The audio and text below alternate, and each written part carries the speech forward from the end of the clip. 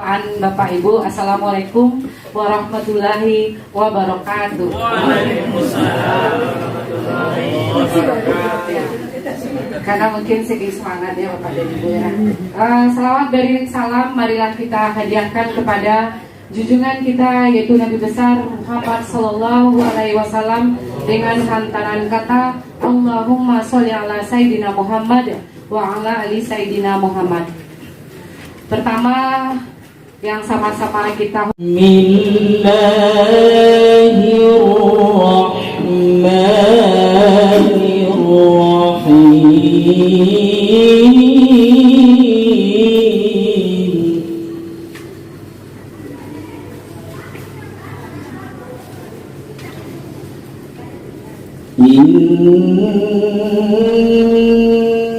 fi khalqis samawati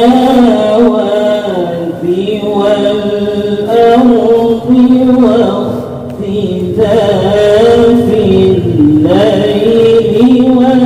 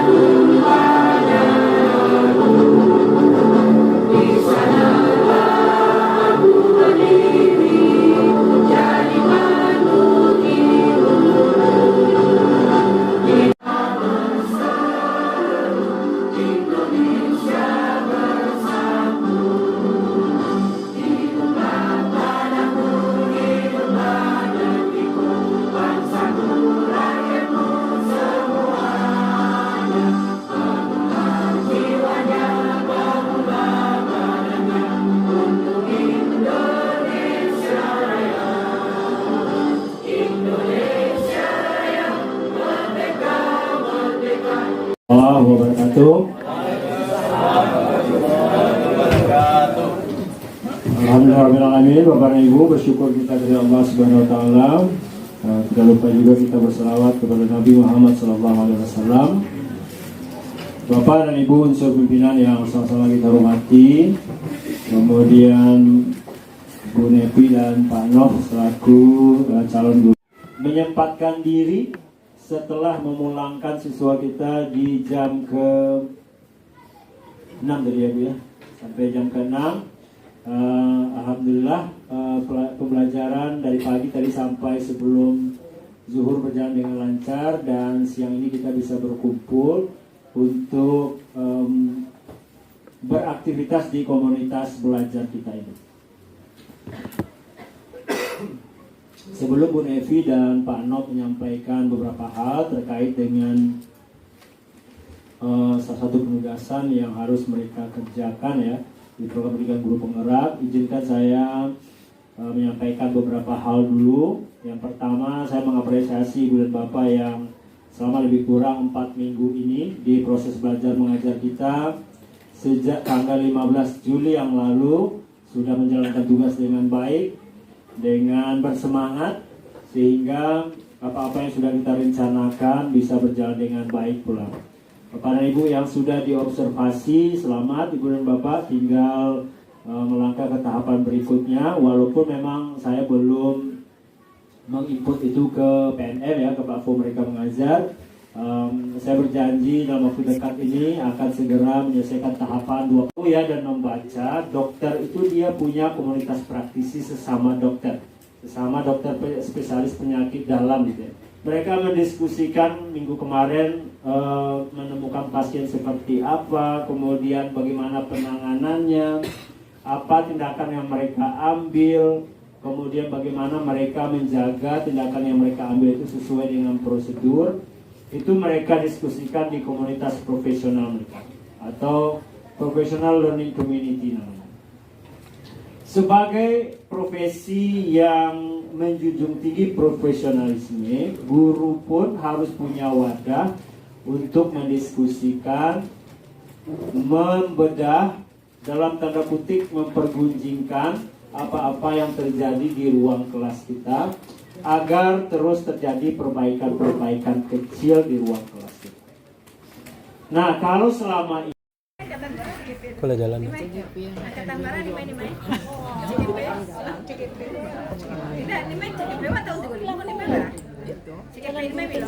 Bismillahirrahmanirrahim. Assalamualaikum warahmatullahi wabarakatuh. Puji syukur selalu kita ucapkan kehadiran Allah Subhanahu wa taala. Bagaimanapun karena atas rahmat serta karunia beliau juala, kita dapat berkumpul di ruangan guru ini di SMA 8 Padang ini dalam rangka itu menyemarakkan kumbel kita kembali gitu. Kemudian salawat dan juga diiringkan salam tak luput kita aturkan kepada Nabi junjungan kita, yakninya Nabi besar Muhammad Sallallahu Alaihi Wasallam. Allahumma salli ala Sayyidina Muhammad wa ala ali Sayyidina Muhammad. Yang sama-sama kita hormati Bapak Kepala Sekolah, alhamdulillah beliau bersedia untuk hadir dan memfasilitasi kami untuk saat ini. Yang sama-sama kita hormati Bapak Ibu unsur pimpinan, seterusnya yang sangat teristimewa itu kepada Bapak Ibu guru hebat SMA Negeri 8 Padang yang telah meluangkan waktunya untuk hadir dalam kesempatan kali ini. Baiklah Bapak Ibu, untuk mengawali sesi ini, alangkah indahnya saya buka dulu dengan pantun ya Bapak Ibu. Jalan-jalan ke kota Blitar, jalannya sambil membeli jamu. Mohon maaf mengganggu waktunya sebentar. Kami di sini hanyalah mencari ilmu. Baik Bapak Ibu, seperti yang sudah diulas oleh Bu Devi tadi sebagai sesi pertama tadi, kami di sini calon guru penggerak angkatan 11 Kota Padang. Kali ini kami untuk melakukan aksi nyata kami itu tepatnya pada modul 1.4 itu menumbuhkan budaya positif di lingkungan sekolah, khususnya kita di sini di SMA Negeri 8 Padang. Oke, baik Bapak Ibu, di sini capaian yang ingin kita capai nanti itu kita memahami konsep budaya positif yang di dalamnya terdapat paradigma stimulus, respon dan teori kontrol, kemudian teori motivasi perilaku manusia, kemudian motivasi internal dan motivasi eksternal, keyakinan kelas, hukuman dan penghargaan, 5 kebutuhan dasar manusia, 5 posisi kontrol guru, dan segitiga restitusi. Dengan ini nanti diharapkan kita dapat menerapkan strategi disiplin positif yang memerdekakan murid untuk menciptakan ekosistem sekolah aman yang mana berpihak kepada murid ataupun kepada siswa kita. Di sini Bapak Ibu, sebelum kita mulai tentu kita tuangkan dulu pertanyaan pembatik yang akan muncul nantinya. Itu di sini setuju atau tidak setujukah kita sebagai pendidik? Yang pertama, hukuman dapat mendisiplinkan murid. Yang kedua, pemberian hukuman dengan hal positif seperti membaca dan membersihkan halaman sekolah dapat meningkatkan disiplin murid. Yang ketiga, memberi penghargaan dapat meningkatkan motivasi murid. Oke Bapak Ibu, nanti akan terjawab setelah kita bahas satu persatu. Di sini Bapak Ibu, di dalam budaya positif yang mana mungkin sudah kita ketahui bersama bahwasanya budaya positif itu dia merupakan perwujudan dari nilai-nilai ataupun keyakinan universal yang diterapkan di sekolah ataupun di satuan pendidikan. Budaya positif ini dapat mendorong murid kita untuk mampu berpikir, bertindak, dan mencipta sebagai proses kemerdekaan dirinya, sehingga murid mampu mandiri dan bertanggung jawab. Dan ini yang kita ulas dari budaya positif tersebut. Kemudian Bapak dan Ibu, konsep inti dari budaya positif itu dia ada 7. Yang pertama, itu ada perubahan paradigma belajar. Yang kedua, itu ada disiplin positif Dan yang ketiga, kebutuhan dasar manusia. Yang keempat, motivasi perilaku manusia itu sendiri. Yang kelima, posisi kontrol kita sebagai guru ataupun sebagai pendidik. Yang keenam, keyakinan kelas. Yang ketujuh, segitiga restitusi. Baiklah Bapak Ibu, kita akan mencoba mengulas dan mengupasnya satu persatu. Yang pertama, itu perubahan paradigma belajar. Sebagaimana Bapak dan Ibu, kita ketahui bersama, di dalam profil pelajar Pancasila, itu di mana? Di dalam profil pelajar Pancasila tersebut, itu ada memiliki yang pertama itu mandiri, kemudian yang pertama bertakwa kepada Tuhan Yang Maha Esa, kemudian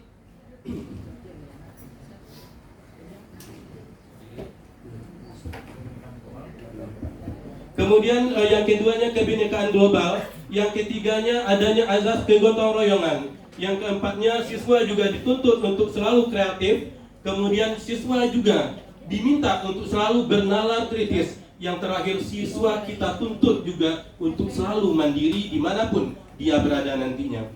Di sini, di dalam perubahan paradigma belajar, dengan adanya paradigma belajar ini, yang mana dia merupakan pembelajaran yang dirancang berdasarkan prinsip-prinsip pembelajaran, pembelajaran yang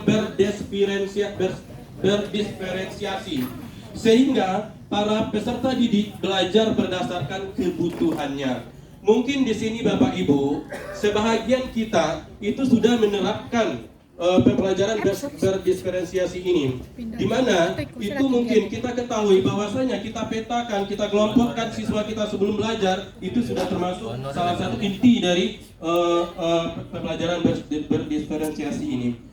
Kemudian berikutnya Bapak Ibu, kita misalkan di dalam perubahan paradigma itu, di sini misal ada A dan B, di mana sobeklah secari kertas kecil, tuliskan benda atau sesuatu yang sangat berharga untuk Anda. Kemudian letakkan salah satu tangan Anda dan genggam benda tersebut. Dengan segala daya, buatlah sebuah pukulan yang sangat kuat sekali. Dan di sini Bapak Ibu, si B berkemungkinan dia selalu membujuk, dia selalu untuk merayu supaya si A itu mampu membuka ataupun bisa membuka kumpalan tangan yang erat tadi. Namun pada suatu ketika dan di akhirnya itu si A itu tidak mampu untuk membuka itu. Ini menandakan itu apa? Sebagian besar itu dia menandakan mempunyai teguh yang kuat sekali dengan apa yang dia pegang itu sendiri. Kemudian berikutnya yang kedua Bapak Ibu, ada disiplin positif. Dari yang 7 tadi, itu yang keduanya ada disiplin positif. Di sini, disiplin positif, dia merupakan suatu pembiasaan hal yang baik, mencakup sikap ataupun perilaku, maupun tutur kata oleh seluruh warga sekolah, terutama itu adalah murid ataupun siswa kita, agar dia dapat berkembang menjadi pribadi yang kritis, mandiri, dan bertanggung jawab. Sebagai pendidik, kita pun ataupun tujuan kita sebagai pendidik itu dapat menciptakan peserta didik yang memiliki disiplin diri, sehingga mereka berperilaku mengacu kepada nilai-nilai kebajikan universal dan memiliki motivasi dalam diri menuju perubahan perilaku ke arah yang lebih baik lagi. Jadi itu yang dapat kita simpulkan di dalam disiplin positif ini. Kemudian yang ketiga, itu ada kebutuhan dasar manusia. Di sini Bapak Ibu, kebutuhan dasar manusia itu dia sebenarnya merupakan sesuatu yang kita lakukan untuk mendapatkan apa yang kita inginkan tadi. Jadi sesuatu yang kita lakukan untuk mendapatkan apa yang kita inginkan, di mana seluruh tindakan yang kita lakukan itu dia harus memiliki tujuan. Sudah pasti dia memiliki tujuan. Semua usaha terbaik yang kita lakukan agar kebutuhan dasar kita terpenuhi dengan baik. Itu yang kita simpulkan dengan tentang kebutuhan dasar manusia.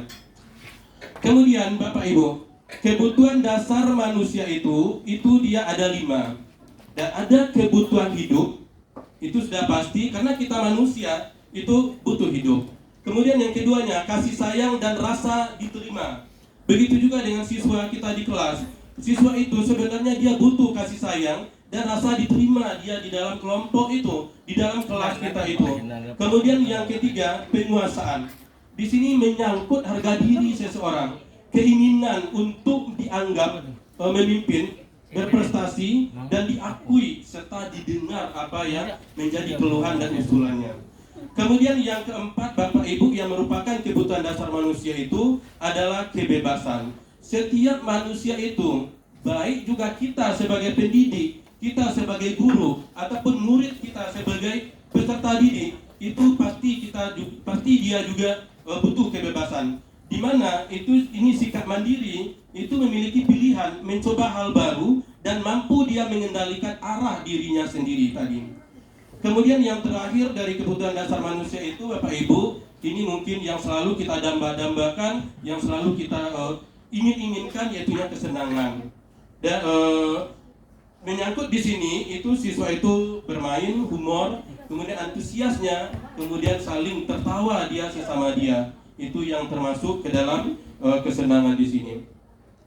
Oke Bapak Ibu, sudah 3 kita bahas, kemudian masuk yang keempat, itu motivasi perilaku manusia. Di sini tadi itu motivasi perilaku manusia itu pada dasarnya dia dibagi menjadi 3 bagian.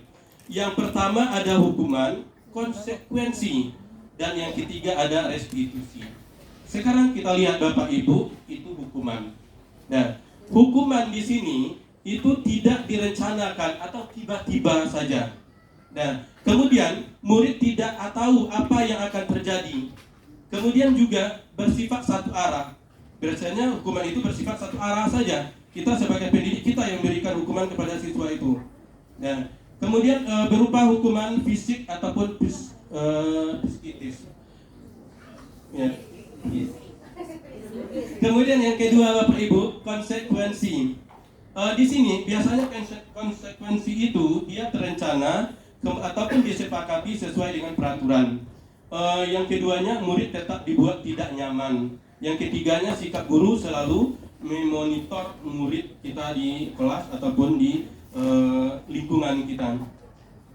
Kemudian yang ketiga ada restitusi. Restitusi di sini itu dia proses menciptakan kondisi bagi murid untuk memperbaiki kesalahan dia sendiri. Kemudian di sini juga termasuk proses yang selalu berkolaborasi, yang mengajarkan murid untuk mencari solusi sendiri. Itu 3 dari motivasi perilaku manusia.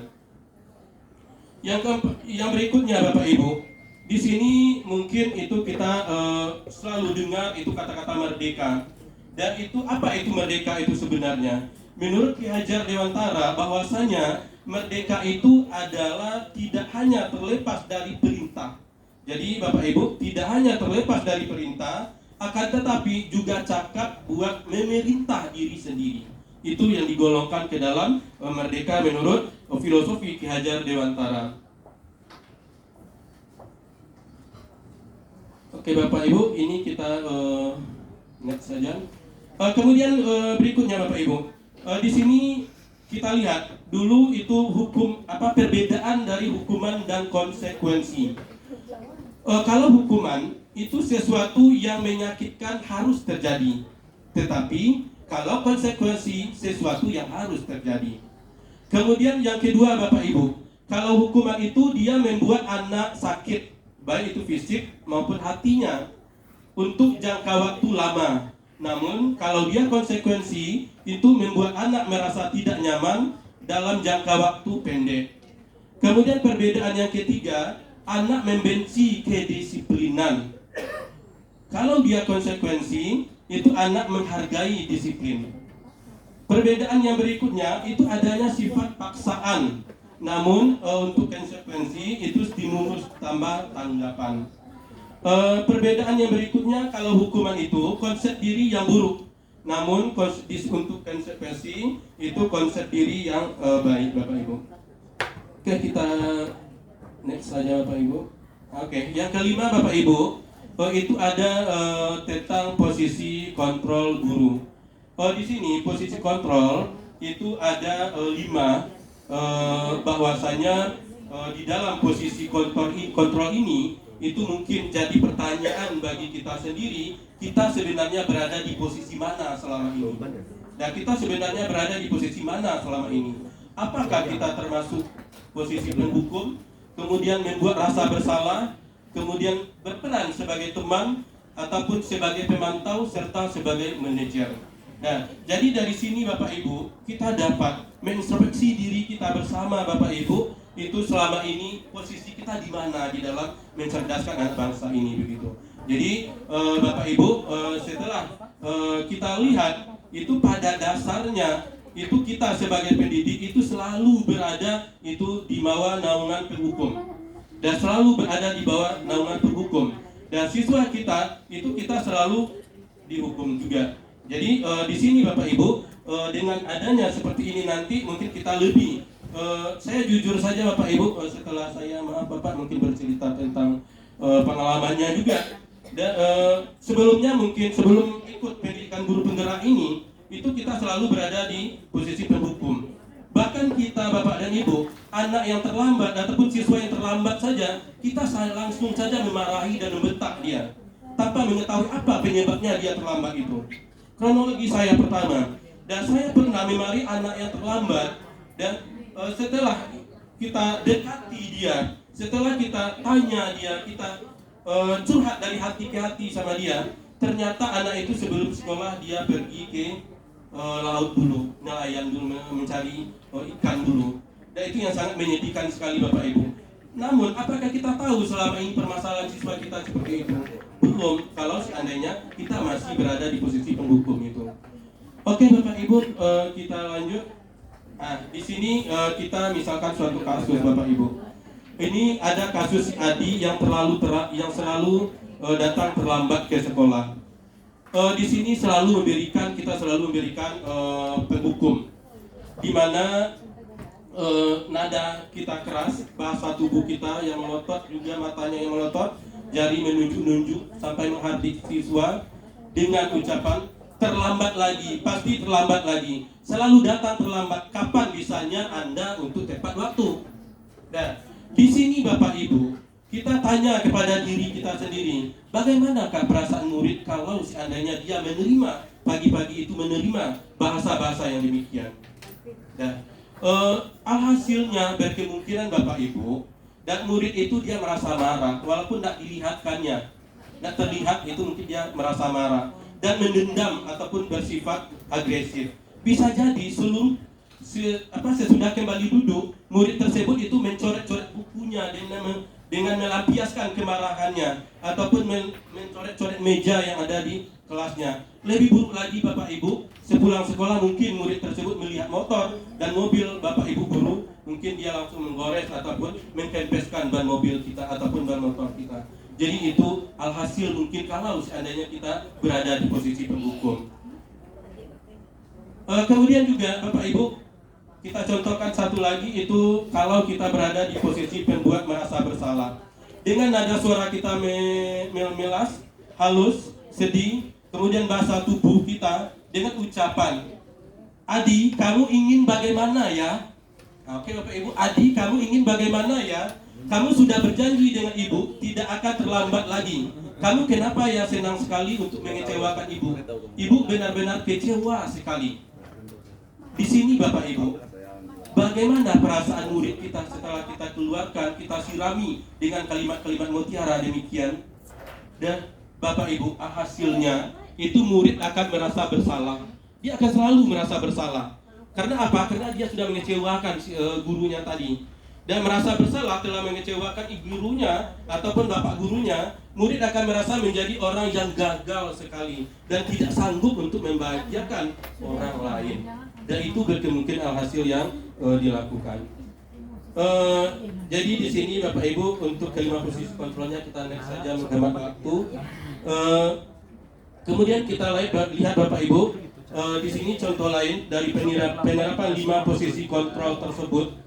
Itu yang pertama itu penghukum, berdiri dengan sebelah kaki di depan kelas, dan itu termasuk kiranya menghukum. Kemudian yang kedua, membuat rasa bersalah.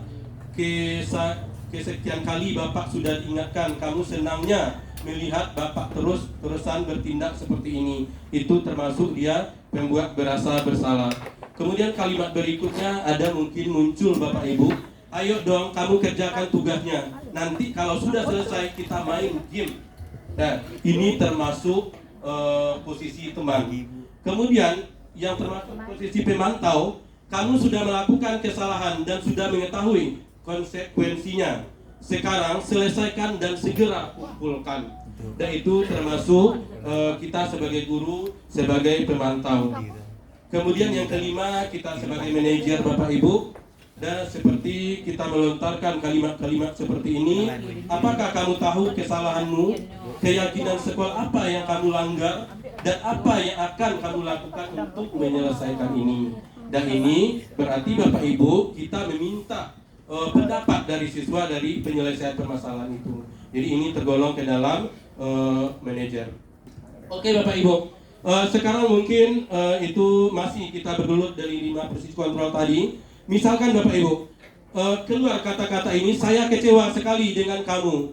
Sekarang kalimat itu termasuk posisi kontrolnya mana kira-kira Bapak Ibu? Penghukum. Saya kecewa sekali dengan kamu. Penghukum. Merasa, oke, kita lihat Bapak Ibu, itu membuat rasa bersalah. Nah, jadi dengan kalimat demikian itu membuat rasa bersalah. Kemudian yang berikutnya, kamu tidak pernah melakukannya. Sekarang keliling lapangan 3 kali. Nah, ini biasanya guru olahraga ya Pak Bang Sandra. Nah, ini termasuk kira-kira itu adalah posisi kontrol kita berada kepada penghukum. Dan ini yang sering di mana-mana satuan pendidikan yang kita lakukan. Berikutnya Bapak Ibu, kata-kata kira-kira bagaimana kamu akan memperbaiki masalah ini. Ini termasuk manajer Bapak Ibu. Berikutnya itu kalimat, ayo lakukan demi Bapak atau Ibu. Teman. Ini berarti berada kita di posisi teman. Oke Bapak Ibu, itu dalam langkah posisi 5 posisi kontrol kita. Kemudian yang terakhir Bapak Ibu, yang kedua terakhir itu keyakinan kelas. Mungkin timbul pertanyaan Bapak Ibu, apakah sama keyakinan kelas dengan kesepakatan kelas? Keyakinan kelas dengan kesepakatan kelas apa sama Bapak Ibu? Ini kita yakin dan percaya sekali karena masing-masing kita sebagai pendidik itu di awal pertemuan, di awal semester itu kita selalu membuat keyakinan kelas. Kalau saya itu selalu di halaman awal catatan siswa kita itu harus ditulisnya. Keyakinan kelas itu dibukukan. Itulah yang dinamakan dengan keyakinan kelas. Kemudian sebenarnya Bapak Ibu seperti apa yang disampaikan oleh Bu DJ tadi, sebenarnya dia ada perbedaan antara kesepakatan dan keyakinan kelas. Sebenarnya levelnya Bapak Ibu, yang pertama ada aturan, kemudian yang kedua ada kesepakatan kelas, yang ketiga ada keyakinan kelas. Datangnya keyakinan kelas itu lahir dari kesepakatan kelas yang sudah dibukukan, yang sudah disepakati dengan siswa. Kemudian datangnya kesepakatan kelas itu dari aturan-aturan yang dilontarkan oleh siswa tersebut. Jadi Bapak Ibu, mohon maaf sebelumnya bukan menggurui. Sebenarnya keyakinan kelas itu bukan lahir dari kita sebagai pendidik, tetapi lahir dari peserta didik itu. Bagaimana, apa keyakinan kelas yang Anda ingin terapkan di sekolah kita ini ataupun di kelas kita ini. Nah itu Bapak Ibu. Jadi sebenarnya kita meminta kepada siswa dulu itu apa saja mungkin peraturan-peraturan kelas yang harus ditaatinya nanti. Karena bagaimanapun siswa itu yang akan menjalankannya. Siswa yang akan menjalankannya. Seperti contoh Bapak Ibu, itu pasti Bapak Ibu ya. Kalau seandainya keyakinan kelas itu dia pasti berbeda antara kelas yang satu dengan kelas yang lainnya. Contoh, saya ini mungkin sangat apa sekali juga, ada di satu kelas dia setuju permisi kalau yang perempuan itu hanya 1 orang. Ada sebagian kelas kalau perminta izin tuh dia 2 orang yang perempuannya, khusus perempuan saja. Alasannya kenapa? Setelah saya tanya, karena dia takut di WC itu Bapak Ibu ada WC-nya yang tidak terkunci. Jadi harus ada temannya yang razia ataupun menjadi satpamnya di luar katanya. Yaitu saya tidak menutup kemungkinan saya izinkan dan untuk 2 orang keluar yang perempuan, tapi khusus yang perempuan. Yang laki-laki tetap 1 orang bergantian. Oke, Bapak Ibu, kita lanjut. Ini keyakinan kelas tadi, di mana dia merupakan ini yang kita katakan tadi, di mana dia merupakan kesepakatan kelas yang diyakini bersama guru dan murid dengan harapan dapat meningkatkan kedisiplinan siswa. Di mana keyakinan kelas merupakan pernyataan universal yang dibuat dalam bentuk positif yang bersifat abstrak. Keyakinan kelas ini hendaknya tidak terlalu banyak. Nah, oke Bapak Ibu ya, keyakinan kelas ini hendaknya tidak terlalu banyak, tetapi bisa dipatuhi dan bisa dilaksanakan. Oke Bapak Ibu, kita lanjut.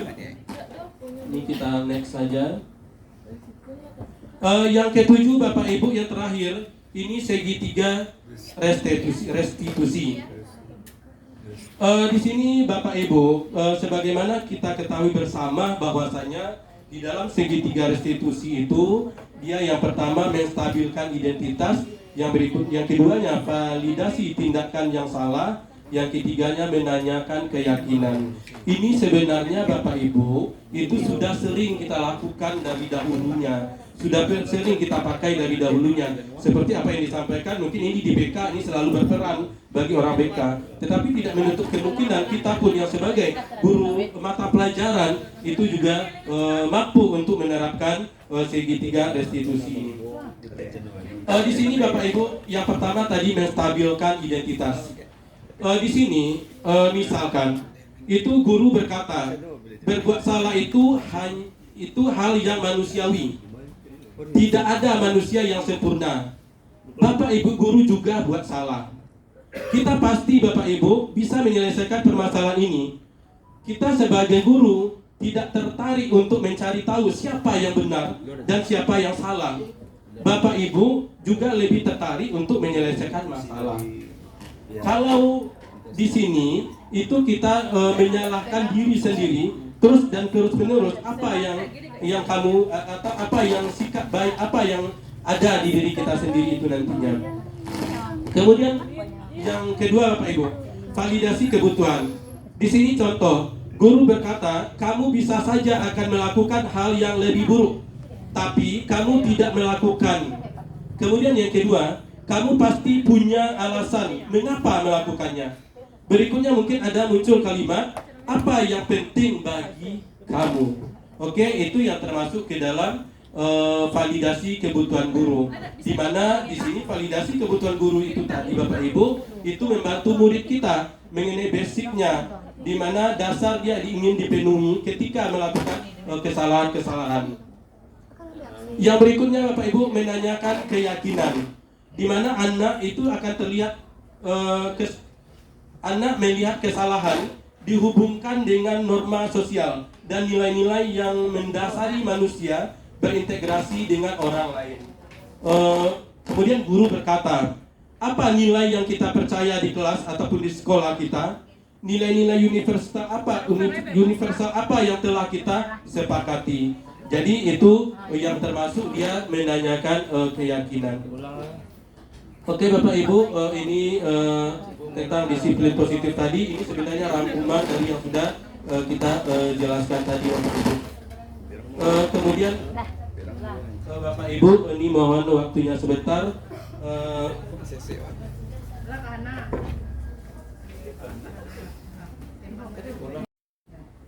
Cuma mungkin kalau hukum itu udah analogi, udah seperti apa image dari di murid, diganti dengan konsekuensi. Mungkin seperti itu.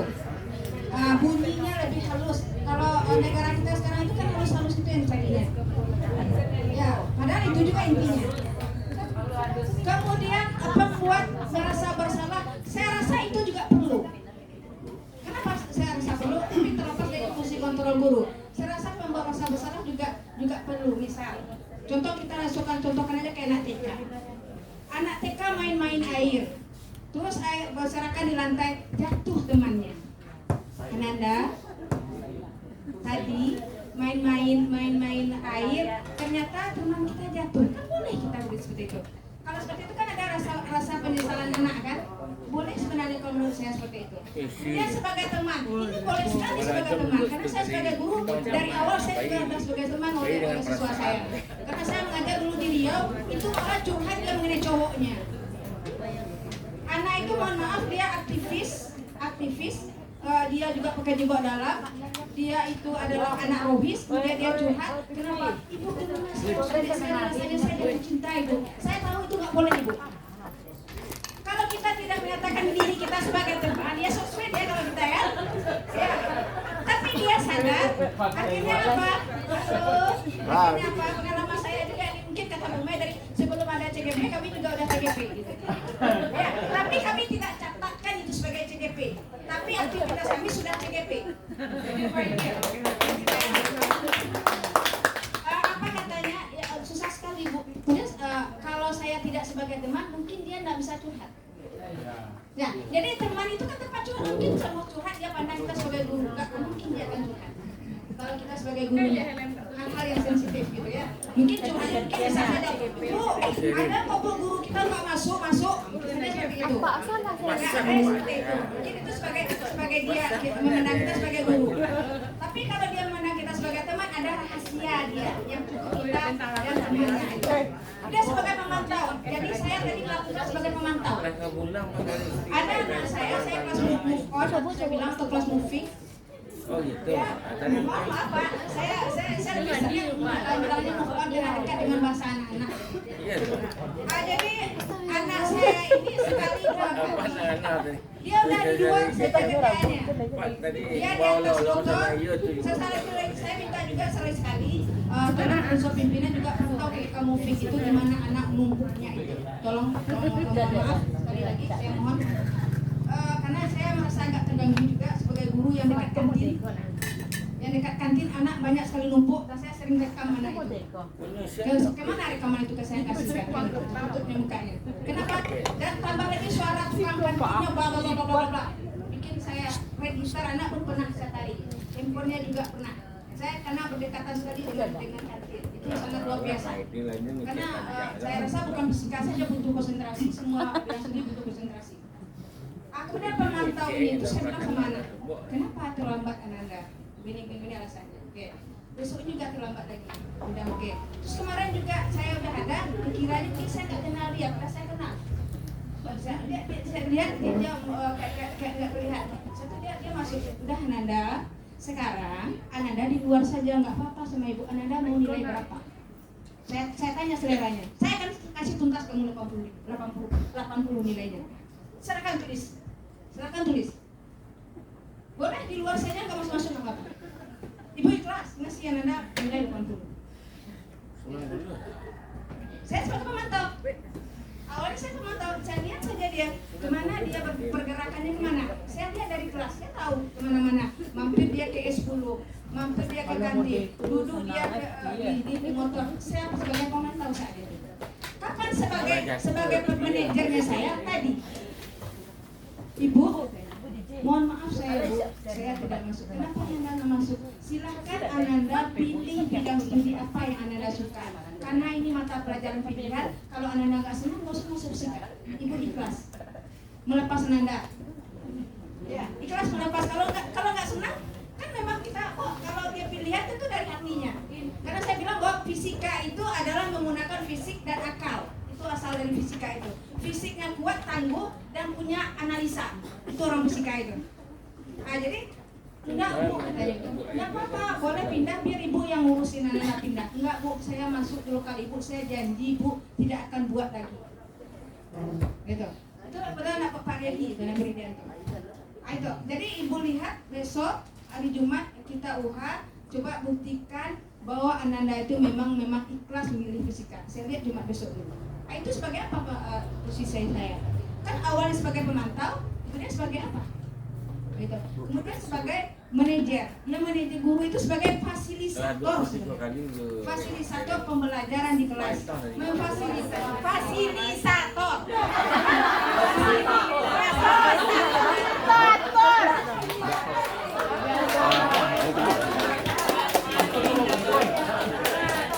Sebenarnya gini, wajar saya salah banyak tadi saya ngomong wajar salah.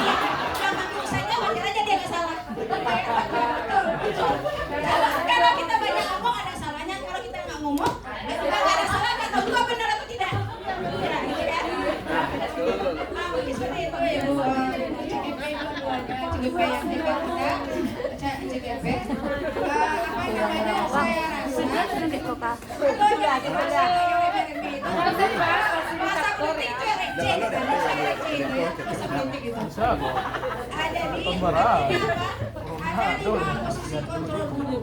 Mungkin sebagai posisi kontrol, sebagai guru, sebagai pengontrol siswa, mungkin tepat kayak kita program manajer. Tapi sebagai aktivitas kita di kelas atau di luar menangani murid secara langsung, saya rasa 5 ini harus kita lakukan.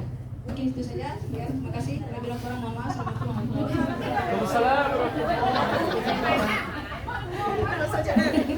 Terima kasih kita berikan kepada Bu Aidil. Kita berikan aplaus untuk Bu Aidil atas masukan dan sarannya. Kemudian ada lagi Bapak dan Ibu satu pertanyaan lagi atau satu saran lagi untuk CGP kita. Bu Adik mungkin ada, atau Bapak Ibu yang di belakang, Pak Fakhri. Pas atau pas ya? Nah, pas. Mungkin Bapak dan Ibu, Bu Nevi atau Pak Nov, siapa yang duluan terserah tanggapannya atau apa yang disampaikan oleh teman kita Bu Aidil tadi.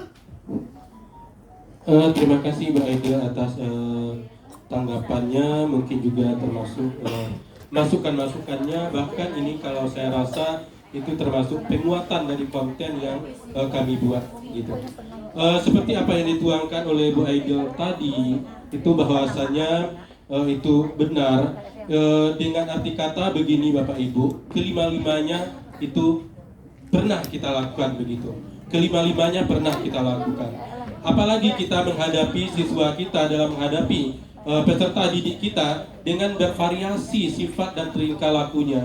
Jadi secara garis besarnya kelima-limanya pernah kita lakukan.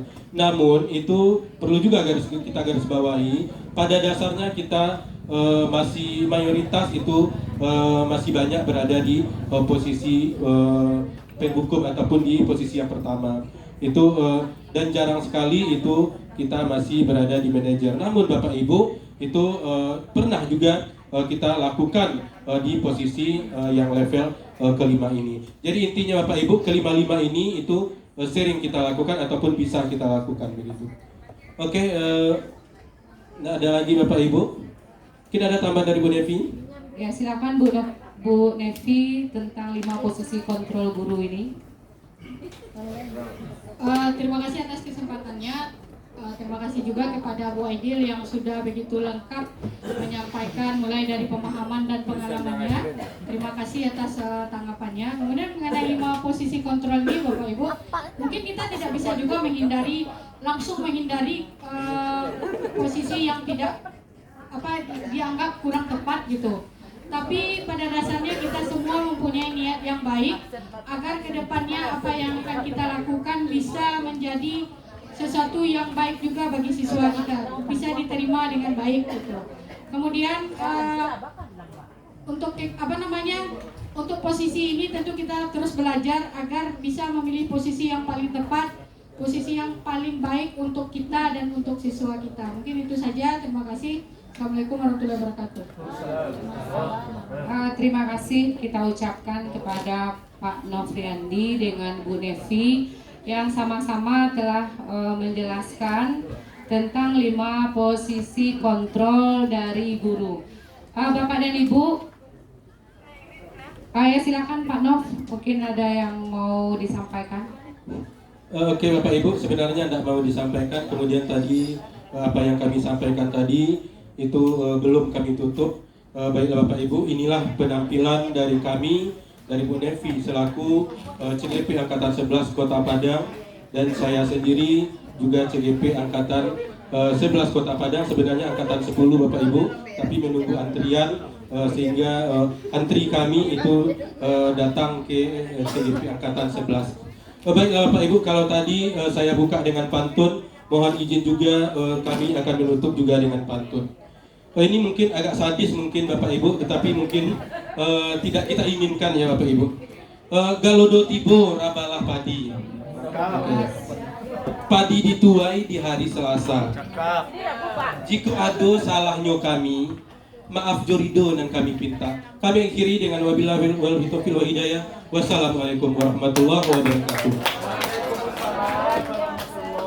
Demikianlah penyampaian dari aksi nyata modul 14 oleh calon guru penggerak angkatan 11 dari SMA Negeri 8 Padang. Terima kasih kepada Ibu Nevi dan Pak Nofriandi. Kita berikan aplaus sekali lagi.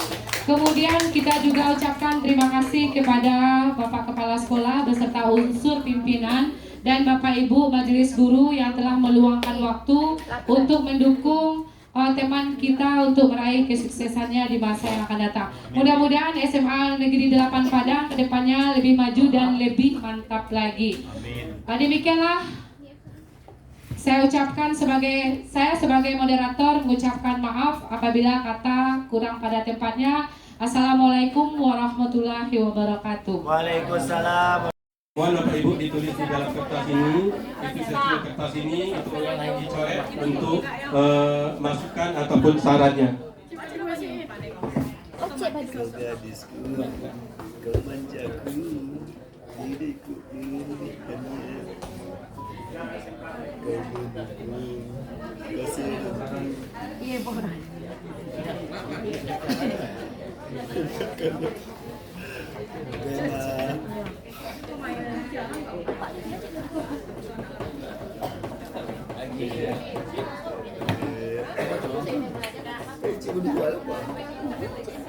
Seseorang bu.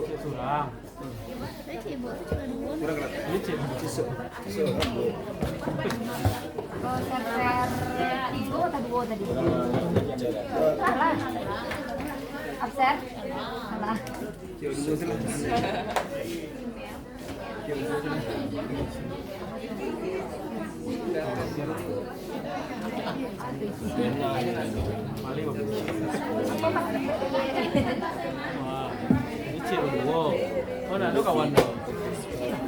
Oke Bapak Ibu, kita beri waktu itu sekitar 2 menit atau 3 menit.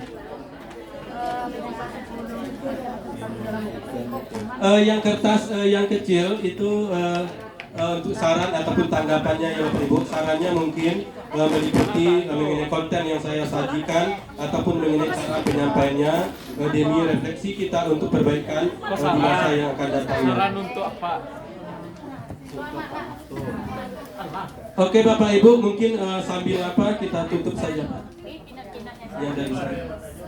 Oke Bapak Ibu, kita buka untuk sesi tanya jawab. Mungkin kalau ada pertanyaan itu dengan senang hati sekali semampu kami berdua dengan Bu Nevi itu akan mencoba untuk menjawab. Silakan Bapak Ibu. Saran dan tanggapan.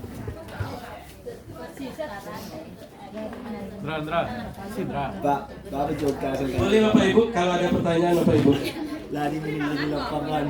Ingat saran untuk pelajaran. Saran dan kritikan. Sisi Budi.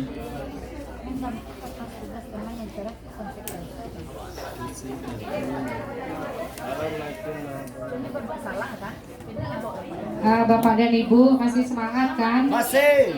Masih. Tapi sebelum kita mulai pertanyaan satu atau dua buah, kita berikan pantun.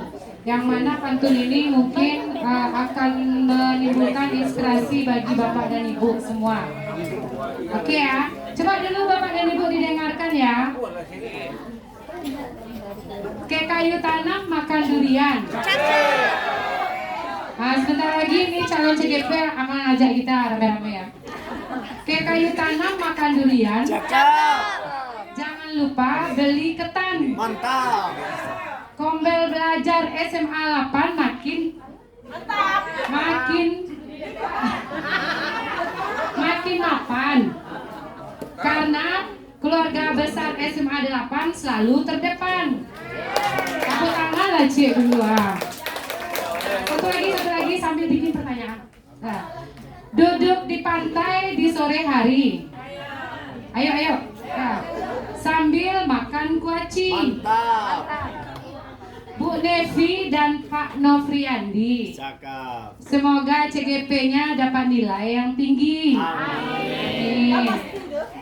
Nah, oke Bapak dan Ibu, setelah kita dengarkan uraian dan penjelasan dari teman kita berdua, mungkin ada saran atau pertanyaan yang Bapak Ibu berikan untuk kemajuan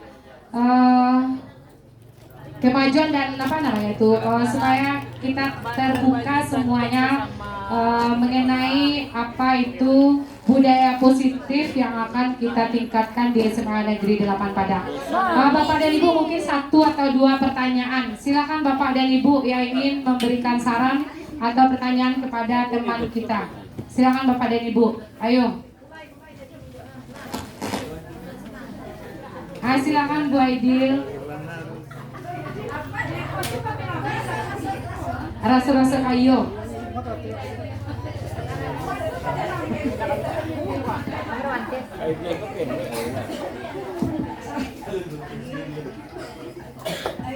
Terima kasih. Sebenarnya saya CGP tahun 35.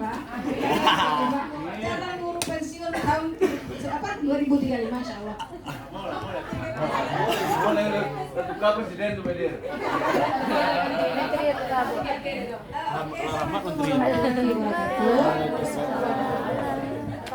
Kita beri apresiasi kepada CGP kita yang berdua sangat luar biasa. Ini adalah awal langkah mereka berdua itu sudah sangat mempesona menurut saya.